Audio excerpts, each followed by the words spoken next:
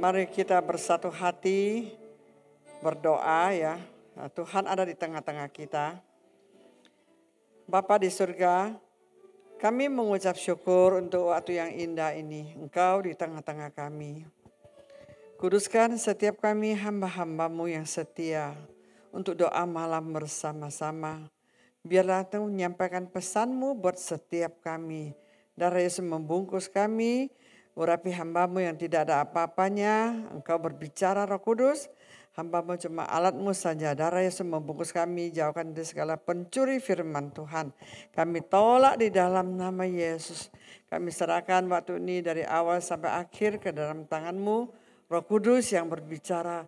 Roh Kudus yang mengajar. Yang memimpin hidup kami. Terima kasih Bapa. Di dalam nama Yesus hamba mengucap syukur dan berdoa. Haleluya. Amin. Shalom. Selamat malam. Semangat berdoa ya. Puji Tuhan. Luar biasa. Saya mau ajak kita belajar ya. Saya buka deh. Buka tentang belajar dari kesalahan hidup ya. Saya percaya setiap kita pernah berbuat salah ya. Tidak ada satu orang yang tidak berbuat salah. Tapi Tuhan mau ajar kita, apakah kita sebagai anak Tuhan, apakah terus hidup dalam kesalahan? Ya, saya waktu mendapat tema ini, saya belajar di firman Tuhan, saya melihat, bahwa di dalam Alkitab luar biasa ya. Baik, tidak baik, kesalahan, kelemahan, semua dicatat, ditulis ya. Untuk apa? Untuk supaya kita tahu bahwa orang-orang di dalam Alkitab ya seperti Daud, seperti orang yang diurapi juga banyak berbuat kesalahan ya. Ya, cuma kadang saya merasa kenapa padahal firman Tuhan diajarkan kepada kita untuk supaya kita ngerti firman Tuhan. Firman Tuhan adalah Tuhan sendiri untuk mengajar kepada kita supaya menginsafkan kita, supaya kita tinggalkan dosa, supaya kita benar-benar tinggalkan segala kelemahan untuk mengajar kepada kita. Tapi namanya kita manusia ya, penuh dengan kelemahan. Makanya malam ini Tuhan mau mengajar kita belajar dari kesalahan hidup. Yang saya mau ajak kita lihat adalah tentang Daud ya. Saya percaya semua tahu Raja Daud. Raja Daud adalah yang banyak kesalahan ya. Bagaimana dia mengambil istri orang, membunuh orang, banyak sekali kesalahan. Tapi Tuhan mengasihi dia. Selalu Tuhan berkata dia berkenan.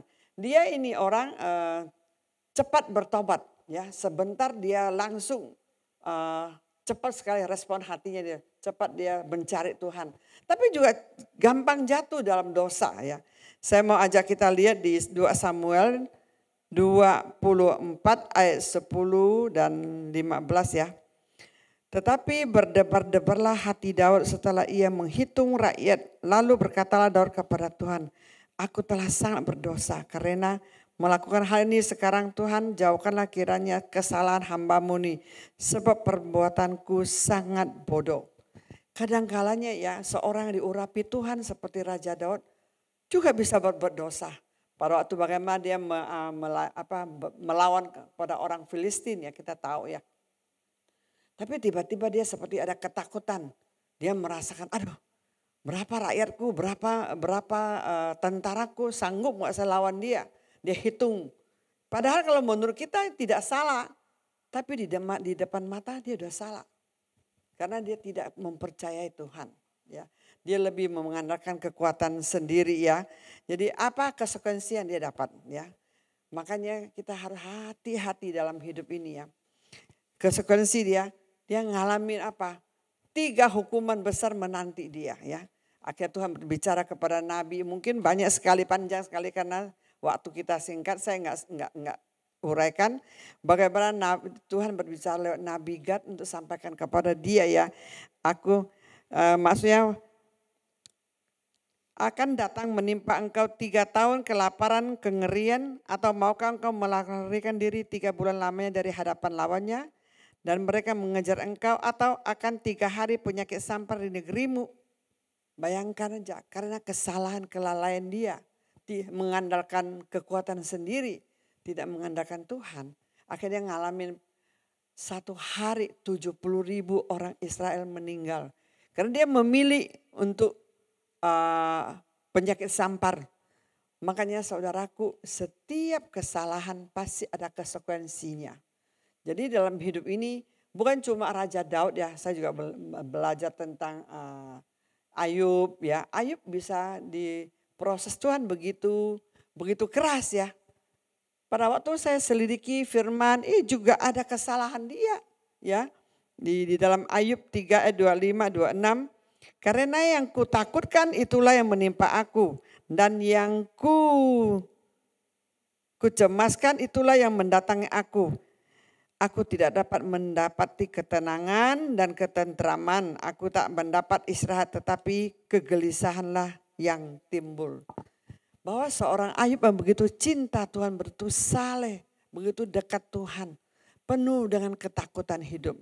Pada waktu anaknya berpesta, wah. Tapi kadang kita pikir, kenapa udah dekat Tuhan, seorang yang saleh, kenapa izinkan ketakutan menguasai hidup dia? Kenapa dia enggak enggak hindari ini? Padahal firman Tuhan jelas ketakutan adalah salah satu satu dosa di mata Tuhan ya. Barang siapa yang takut itu adalah mengandung hukuman. Ada ayatnya mengatakan begitu. Tapi ya toh juga ada kelemahan ya. Seperti juga Nabi Eli ya, kita tahu Eli ya bagaimana dia tidak menghormati hadirat Tuhan. Juga kena hukuman anaknya, dalam keluarganya tidak ada satupun yang panjang umur, semua mati muda. Jadi saya merenungkan, mengerikan juga ya. Setiap hukuman pasti, setiap dosa pelanggaran kita pasti ada konsekuensi dosa. Mungkin zaman sekarang tidak seperti zaman dulu ya. Zaman dulu sekali hukumannya berat gitu ya. Sepertinya tidak ada ampun bagimu gitu. Tapi sekarang zaman kasih karunia toh juga ada hukuman bagi kita. Jadi marilah kita belajar ya. Belajar bagaimana untuk hidup ya. Hidup hati yang selalu mempunyai telinga yang selalu mau mendengar. Di dalam Pengkhotbah 4 ayat 17, jagalah langkahmu kalau engkau berjalan ke rumah Tuhan.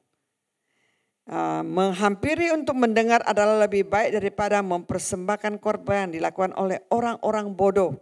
Karena mereka tidak tahu bahwa mereka berbuat jahat. Kadang kita ya, saya juga kadang merasa kalau merenungkan masa lalu seperti kita ini bodoh. Kadang tahu itu menyakiti Tuhan itu berdosa. Itu ada firman Tuhan, selalu Tuhan ingatkan, pertajamkan telingamu setiap hari. Kenapa kita terus masih jatuh dalam dosa yang sama?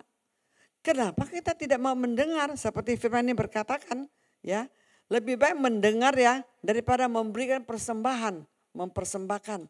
Jadi Tuhan mau kita selalu mendengarkan apa kata Tuhan. Ini mendengar ini sebenarnya selalu diceritakan, diingatkan di firman Tuhan. Ya kita harus mendengarkan firman Tuhan dan melakukannya. Tapi nyatanya dalam kehidupan kita, saya melihat fakta. Banyak orang sepertinya bebal. Masuk kiri keluar kanan. Dia sepertinya kayak seperti orang kompromi dengan dosa. Oh ini dosa yang kecil gak apa-apa. Padahal di mata Tuhan tidak ada dosa besar dan kecil. Tapi sepertinya Raja Daud begini. Dia merasakan oh ini gak apa-apa. Tapi akhirnya mengalami konsekuensi dosa. Mengalami hukuman murka Tuhan. Jadi marilah saudaraku ya. Dalam hidup ini kita belajar dari kesalahan masa lalu. Kita jangan lagi mau jatuh ke dalam lubang yang sama.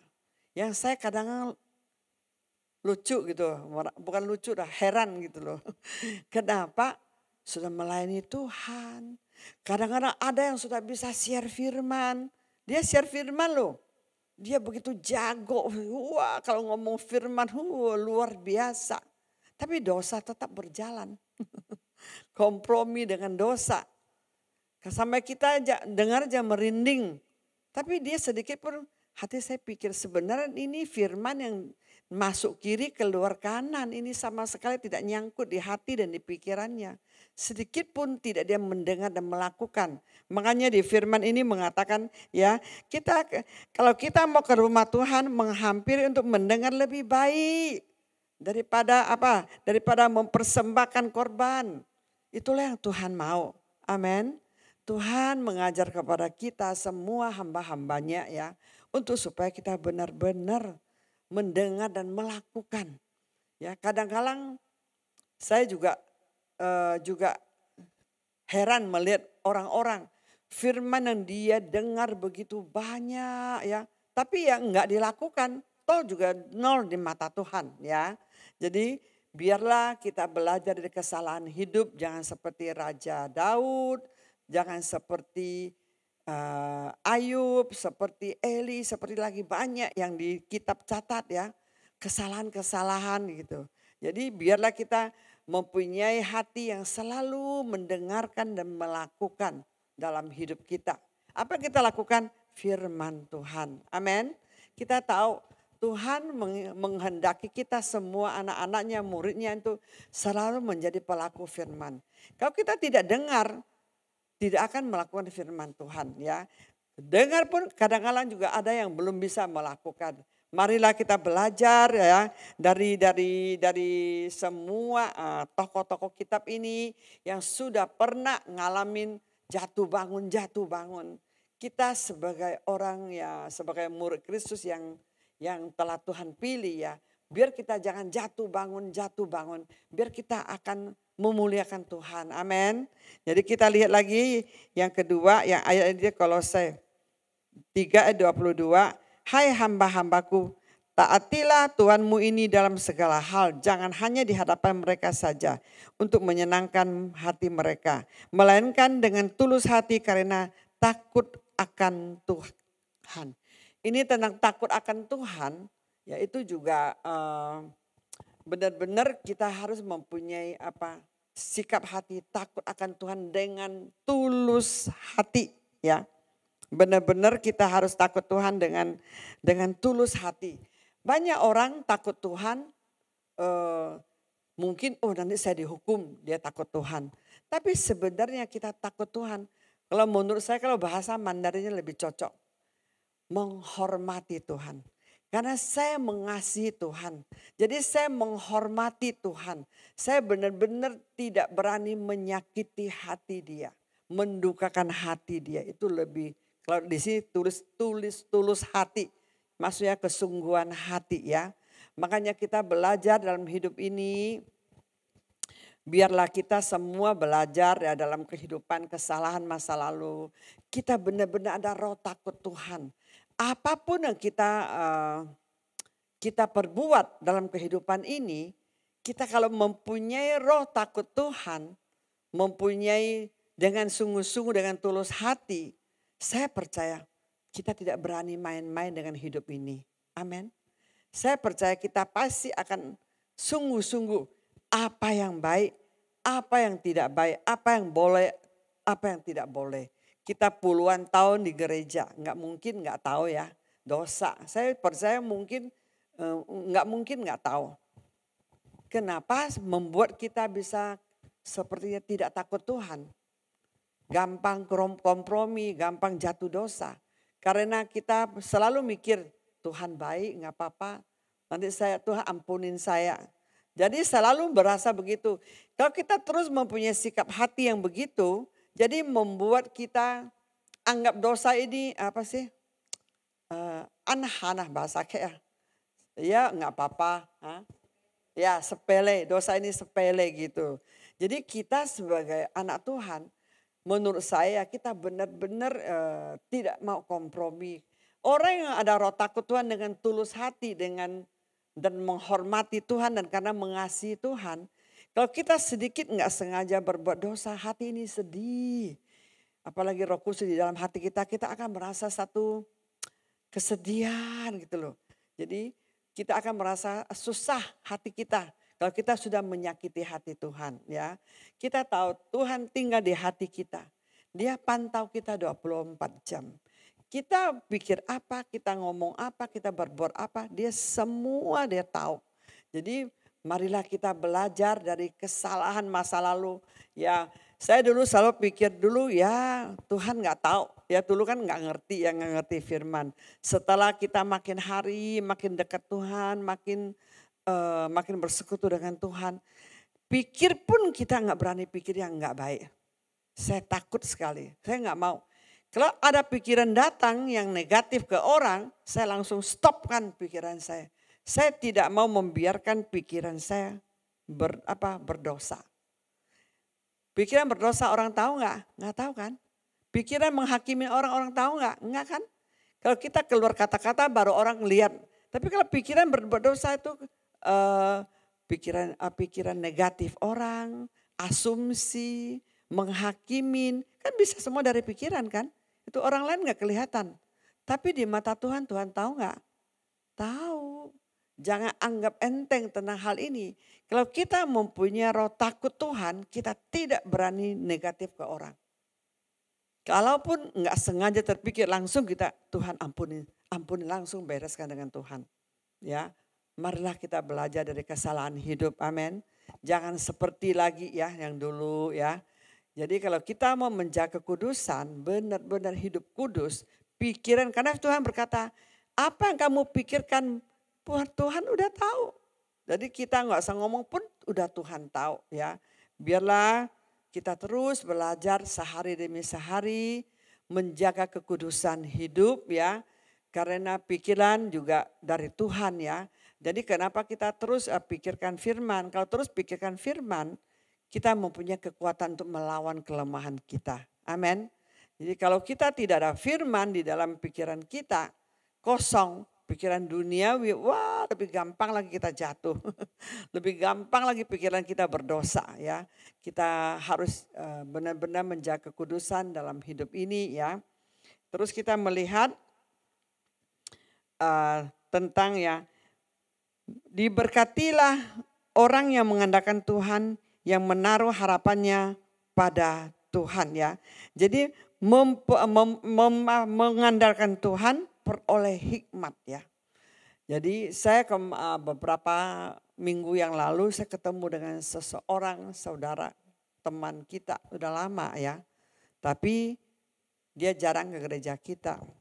Pada waktu saya ketemu dia cerita, Engce saya lagi pusing. Tolong doain saya Engce, saya lagi stres katanya. Hati saya pikir aduh ampun.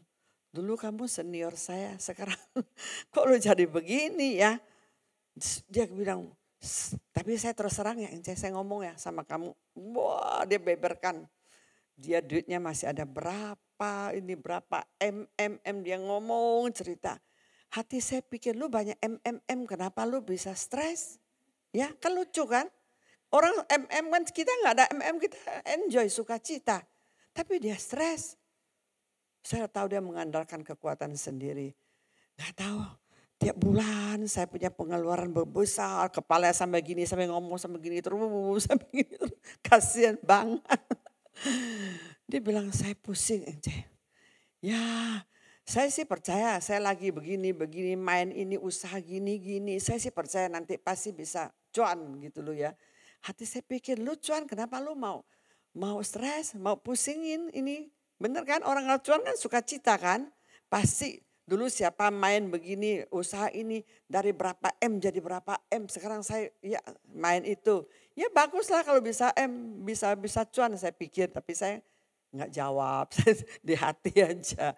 Karena saya tidak mau melukai dia. Saya lihat dia sangat pusing. Terus pegang begini kepalanya, tangannya. Doakan saya Engce. Aduh saya tiap hari rasanya nggak enak katanya. Keluar keringat dingin lah apalah. Pusing saya punya pengeluaran besar katanya. Tiap bulan mau berapa 50 juta 60 juta. Saya pikir ampun nih mau pakai kemana. Begitu banyak uang ini 50-60 juta. Persembahan juga enggak kemana ini. Coba saya nggak mau ngomong lah. Ya saya cuma tertawa-ketawa. Kasihan loh orang mengandalkan kekuatan sendiri loh. Yang hati yang menjauh dari Tuhan itu terkutuk. Firman Tuhan sudah katakan.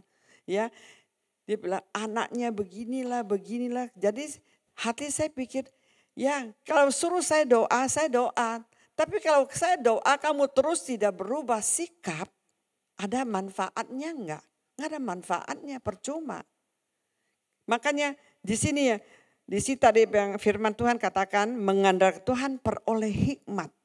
Sungguh-sungguh kita mengandalkan Tuhan, kita peroleh hikmat, kepandaian, kepintaran. Tuhan bisa memberitahu kepada kita harus bagaimana bekerja, bagaimana berdagang. Kita pasti enjoy, kita pasti damai, pasti sukacita. Masa keluar keringat, stres, masih stres. Itu mengandalkan siapa? Mengandalkan kekuatan sendiri. Jadi orang yang begitu sangat-sangat kasihan. Jadi kita harus belajar dari kesalahan hidup. Saya selalu merasa orang ya, mungkin terlalu pintar ya. Kita ini orang yang nggak terlalu pintar ya, orang yang biasa-biasa. Setiap hari berseru Tuhan, percaya. Apa yang saya doakan saya percaya. Tuhan telah menjawab doa saya. Saya percaya apa yang saya doakan, saya percaya pasti Tuhan menjawab doa saya. Kita punya hati kan begitu kan. Tapi orang sudah doa masih stres. Pusing kan. Kasihan kan. Orang begitu sangat menderita. Jadi firman Tuhan sudah dia tahu. Juga jadi pembicara di mana-mana. Tapi ya kenapa tiap hari stres, tertekan. Ya, mengandalkan kekuatan sendiri. Hati saya, aduh Tuhan. Kenapa dia enggak mau benar-benar berlutut, benar-benar mengandalkan Engkau, serahkan hidupnya kepada Engkau. Dia pasti 24 jam tenang, damai, sukacita. Apalagi masih ada begitu banyak, benar kan? Pasti damai. Kita enggak ada aja kita damai banget, sukacita banget. Amin.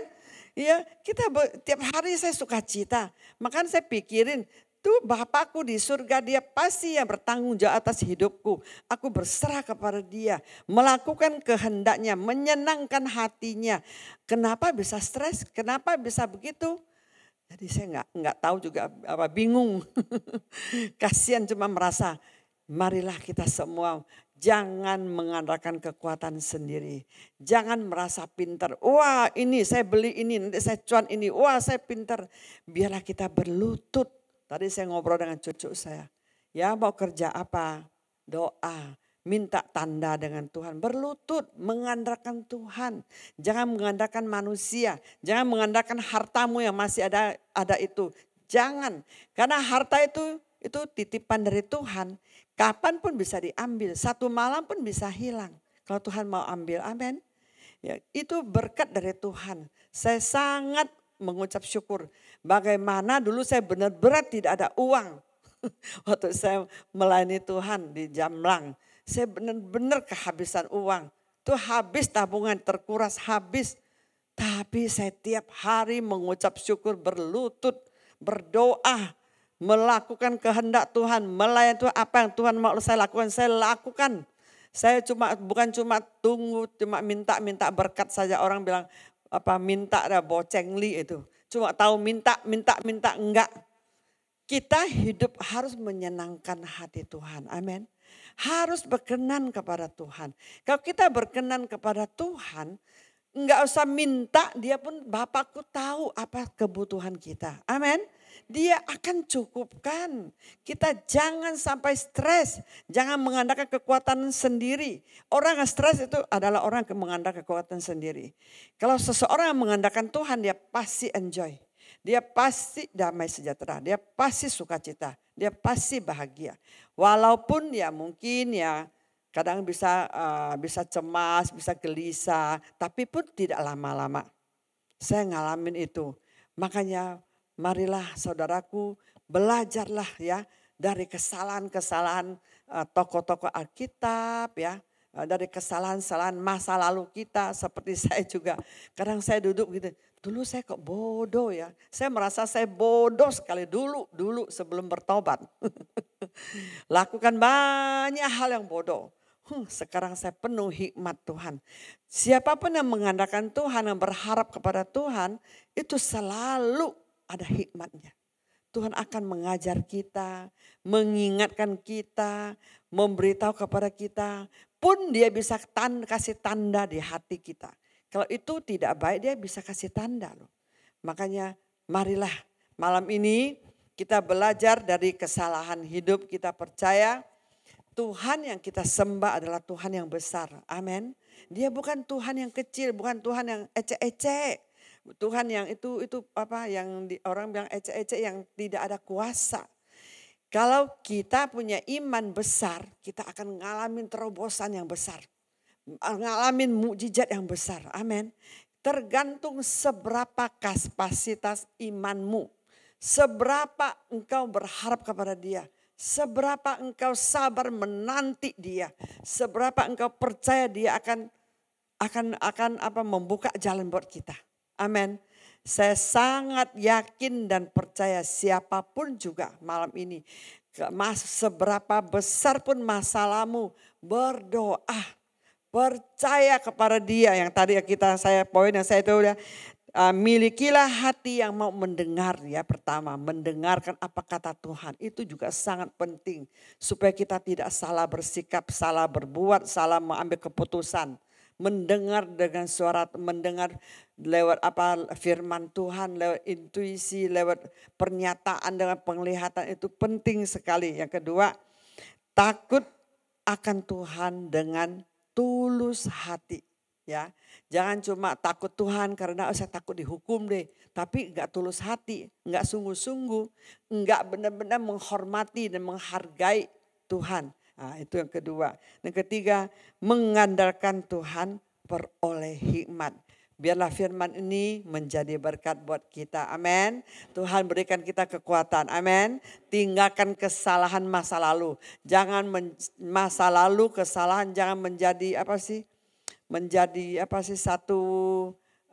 satu ketakutan di hati juga itu tidak baik. Yang penting kita tinggalkan, kita percaya.